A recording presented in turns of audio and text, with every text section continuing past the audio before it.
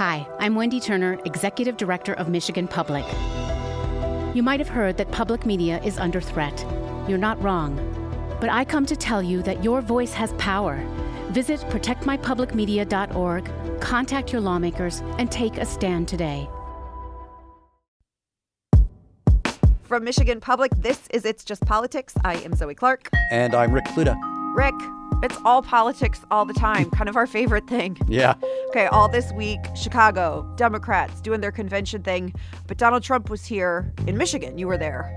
I was. And he was there basically to try and steal some of the attention from Chicago in a swing state. He went to Livingston County, which is Republican turf. It's Trump territory, to make his case to Republican voters. Right, sort of what political operatives call counter-programming to the DNC. So we are going to talk a little bit more about what you saw yesterday with Donald Trump, who was there, the message he's trying to send. But let's head back to really sort of the headline of this week, which is the DNC. Monday evening, there was the sort of goodbye to President Joe Biden.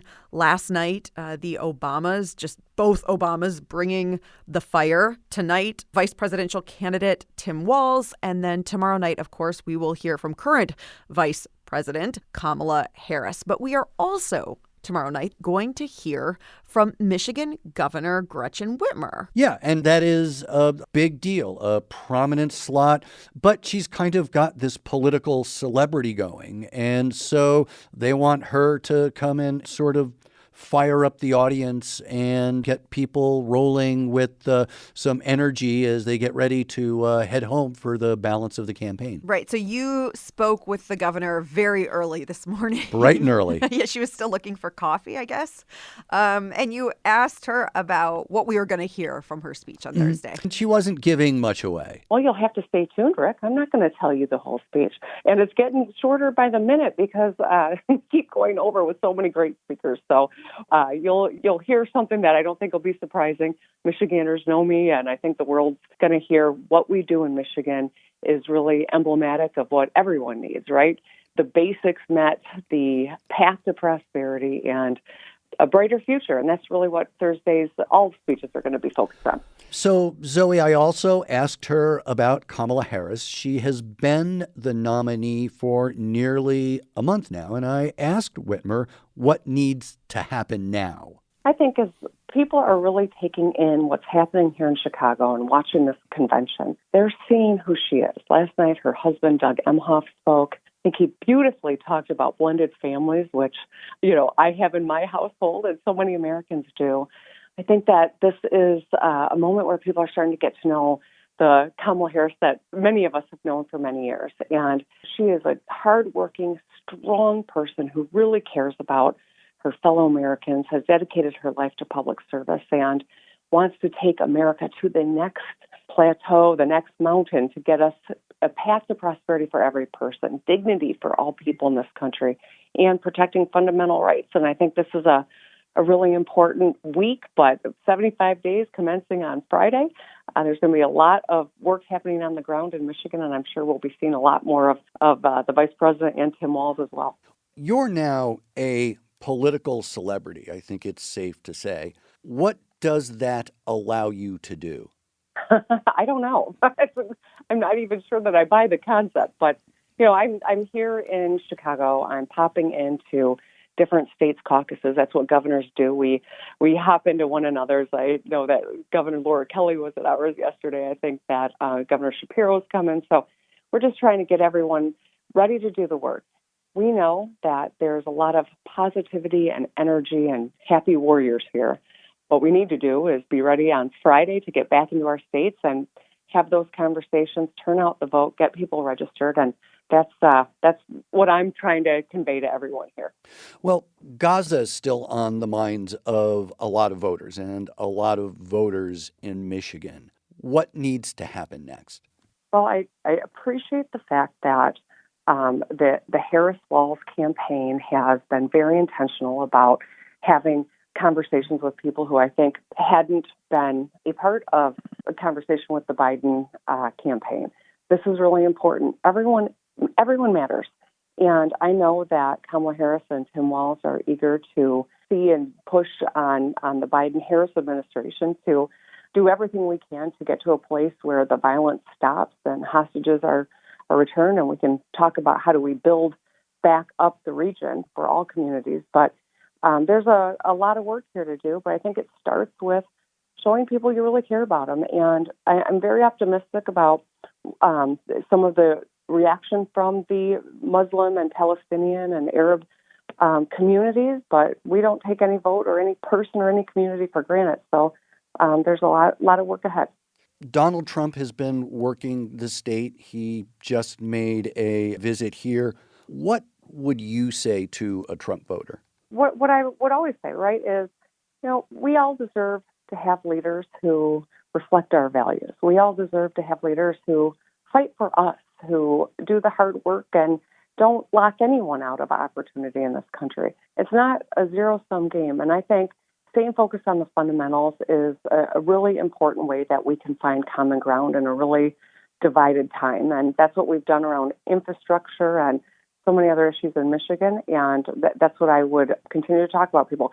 Who is putting forward a plan that is going to make your life better? And all we've seen from the other side is grievance and a backward look and self-service, where I really do think that in this platform, even if you don't buy into the whole thing, there is something in it for everyone. And we can find common ground around that and then work on the other things. Governor Gretchen Whitmer, thank you for joining us from Chicago, and enjoy the convention. Thanks, Rick. Okay, so you, Rick Pluta, talking with Governor Whitmer there. Also today, I spoke with Congresswoman Debbie Dingell. She's in Chicago also. Now, you and I talked to her weeks ago. Mm-hmm. That was before President Joe Biden had dropped out of the race, and she was worried. Yeah, like a lot of Democrats. So I asked her just sort of about how the mood was now, this sort of all-encompassing vibe election, if it's changed, if things felt different. I think that we did not have the energy we wanted to see in this election a month ago. I think there are more people energized as you are doing volunteer activities, walks on weekends, telephone banks, participating in conversations. You see a lot more energy on the Democratic side. I saw a lot of energy on the Republican side before this month. So I would say the base of both parties are energized, have a vibe, are getting more intense about while they're voting. But I'm going to be very blunt. Michigan's still a purple state. You've become this kind of Michigan oracle, both in the state and nationally, about the temperature of voters. You kept saying Trump was going to win in 2016, and Democrats, the Clinton campaign, didn't necessarily listen. So now everyone comes to you for your sense of the electorate. And I keep hearing you say it is still a purple state. What's making you still feel wary? So here, I'm just going to be very analytical. I do focus groups every weekend in the sense that I'm out and I'm about. I don't go with entourages. As you know, I'm totally by myself. So people come up and talk to me. I'm in farmers markets. I'm in union halls. I'm in VFWs. I'm at steak roasts. I'm in senior halls, farm tours, manufacturers, business people, cultural celebrations, churches, synagogues, and mosques. So you talk to a lot of people when you're in that situation. And by the way, probably most importantly, college campuses. I have two big ones. A month ago, young people weren't energized. African Americans weren't energized. Union workers aren't sure we're voting. A lot of union workers, not all union workers, they're not monolithic, were thinking of voting for Trump. Now, there's been a change in the dynamics. I would say that much of the African American community is excited now, or more energized and more participatory, having a lot of thoughts. Young people feel that vibe you're talking about. But, on the college campuses, there's still some questions, and we still have the Mideast issue that's pending there. So that impacts that. Union halls, union leadership is supporting the vice president. The union halls, they are very mixed, feelings among its members. We have work to do in union halls. So union halls, right, Rick? That is something that Congresswoman Debbie Dingell, even before she was Congresswoman, has always had sort of her finger on the pulse. And one of the things, Rick, about talking with the Congresswoman, she just kind of always lays it on the table. Like, what she's thinking. Absolutely. And she's always worrying. And that's also something that's characteristic of Debbie Dingell, which is if you're not worrying, then you're not doing your job. Right. And interestingly enough, that's where we went next, because she pivoted to tell me what she's been hearing recently on the ground. And so if we're going to go back to this idea of her having this sort of spidey sense of things on the ground and where Michigan voters are, what she said next just sort of surprised me, was not something I'd been hearing a lot about yet. One of the things that we've always been able to count on, or seniors vote. Mm-hmm. That is just a reality. Seniors vote. And seniors if you had asked me 3 months ago, I would have told you that it was senior women that would elect Joe Biden. Last week was a particularly heavy week of spending time with seniors because it was the 89th anniversary of Social Security. And I found myself doing roundtables in some senior centers. Seniors they're sort of, my stomach is beginning to niggle at me the way it did on union halls in 2016. Seniors are expressing concerns. Do people care about us? Do they think we should just be thrown out to the road? You're old, you're out. That's what one person told me at a round table. And I was talking to somebody I work with very closely on trying to get some legislation through on caregiving, who told me that fear, that anxiety was starting to show up in polling too. So I know you hear that, you get on your phone, you don't have a staffer get on the phone, you yourself get on the phone and you start making calls. What do you say to the Harris Walls campaign that you're starting to get that Debbie Dingell tingle? Been saying it all week. It was coming off of last week, and I'm saying that we've got to go do that comparison.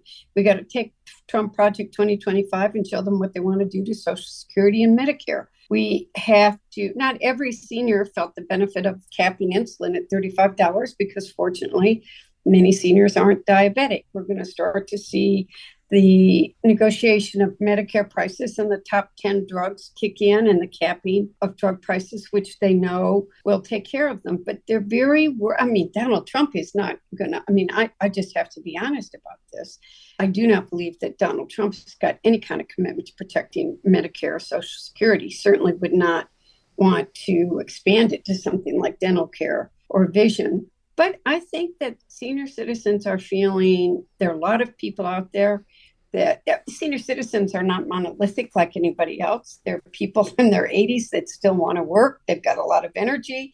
They want to be able to do it, and they don't want to see age discrimination. Some seniors are really bothered by the way they saw Joe Biden treated. But in one instance, someone said, okay, now they got rid of Joe Biden. Now they're saying Donald Trump's too old. I'm voting for him, but just because he is wise because of his age. So there are a lot of dynamics out there. I said to Sean Fain, the president of the UAW last night, we got to pay attention to your retirees, which he said to me, I am. But, we just need to really making sure that we are talking to them, hearing what they are saying, showing them the policies, and making them know that they are an integral part of our community. Finally, Kamala Harris, of course, is giving the main speech tomorrow evening. If you're thinking particularly of Michigan as her audience, what would you tell her to say? I want to see her be herself. I think it's very important people just get to know who the real Kamala is, and she's a great woman. But people in Michigan are worried about the economy, and she's got to talk about that. She needs to help them understand. She understands that they're worried about the cost of food, about being able to afford to buy a home, the cost of renting, being able to put your child in school. They're worried about the cost of prescription drugs. They're worried about crime, but people want their freedoms, and they don't want the government taking their freedoms away. Number one example being women do not believe the government should be in their health care decisions. Women have the right to make their own decisions regarding their health. And that's between themselves, their doctor, their faith if they want it, and any partner they want. and that she wants to help protect our auto industry, but diversify, bring manufacturing back to this country, build our supply chain back here. Just bread and butter issues for working men and women in our state. Congresswoman Debbie Dingell joining us from Chicago. Thanks so much. Thank you, Zoe. Okay, so Rick, Debbie Dingell is all about the bread and butter issues. That's what she wants to hear from Vice President Kamala Harris on Thursday night. And that's kind of what Donald Trump was meant to do in Michigan yesterday. Although I would say that his message was a bit darker than, the happy warriors we've been talking about. He was supposed to talk about crime and safety. And he did. He largely stuck to that. Talked a lot about illegal immigration and tying that together with crime and violent crime, and giving some specific instances. And so that's where that event went. And just where the event was held was indicative of that message, no? Well, it was indicative of the importance of speaking to Republicans where they live, literally. He was in Livingston County at the county sheriff's department with cop cars behind them, and it was meant to send a message. Why Livingston County? Well, Livingston County straddles a couple of TV markets, but more importantly, I dare say, it's home to a lot of Republican voters, and Trump needs those voters to be fired up to turn out for the ticket. Remember, Trump has never gotten to even 50% of the vote in Michigan. Mm-hmm. He got more than Clinton, but still it wasn't 50%. And polls indicate that may be the case again for the Republican ticket this year. And that means that Trump is more reliant on turning out the base. So hearing from Whitmer and Dingell earlier, does it feel like at this point, and at this point, I mean, we're still, 70 plus days away, but at this point, in Michigan, Democrats are trying to expand the map, just reach out to as many folks as possible. I mean, you even asked Whitmer about this, like if she could talk to Trump voters and persuade them. Whereas for Trump, it is simply just like getting out his enthusiastic base. Mm-hmm. Now, Whitmer did say that she wasn't sure that she could get the enthusiastic Trump voter. But yeah, that there is still a middle area where Democrats seem to think that they have more possibilities than Republicans do. Okay, that is going to do it for us this week. Another big week in crowd sizes and another big week in all things election 2024. I am Zoe Clark. I am Rick Pluta. And that is It's Just Politics.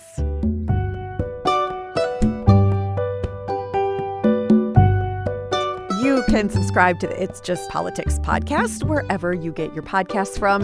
And hey, we've got a new weekly newsletter. Comes directly to you Fridays in your inbox. Sign up at michiganpublic.org.